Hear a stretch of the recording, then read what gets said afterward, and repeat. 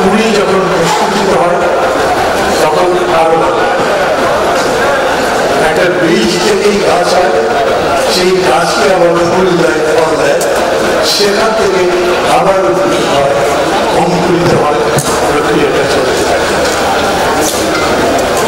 4 বছর পরে আপনাদের এই অনুষ্ঠান থেকে মনে হলো বীজটা শুধু অঙ্কুরিত হয়নি, এটা প্রস্ফুটিত হয়েছে,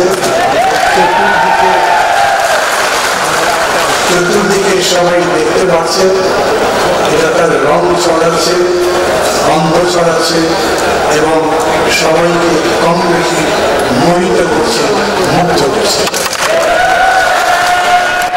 আমি আপনাদের আন্তরিক শুভেচ্ছা জানাই, আপনাদের সাফল্য কামনা করি, কারণ যে মাটিতে বীজটা পড়েছিল সেই মাটিটা খুবই খারাপ ছিল, ওটা একটা পাথরের জমির মতো ছিল।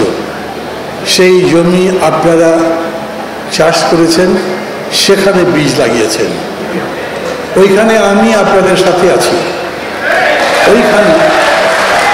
ওইখানে সামনের সারিতে যারা বসে আছেন তারা ফখরুল ভাই, মুস্তাফা জামাল হায়দার ভাই, সুব্রত দা, আরও কাউকে দেখেছি, এরা সবাই মিলে একটা বিরাট রক্তপাত হয়েছে, দেশটা বদলেছে, বদলাতে শুরু করেছে এবং আমরা সবাই মিলে এই দেশ বদলাতে চেষ্টা করছি। আমি জানি একটু আগে যেরকম করে আপনারা অঙ্গীকার ব্যক্ত করেছেন, আপনারা এসছেন টু স্টে, আপনারা লড়বেন টু উইন এবং সামনের দিকে যাবেন।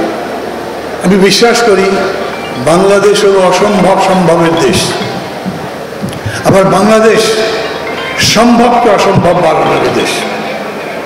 রাজনৈতিক সিদ্ধান্ত যদি ভুল হয়, কর্মপদ্ধতি যদি যথাযথভাবে বাস্তবায়ন করা না যায়, তাহলে অনেক বড় সম্ভাবনারও মৃত্যু হয়।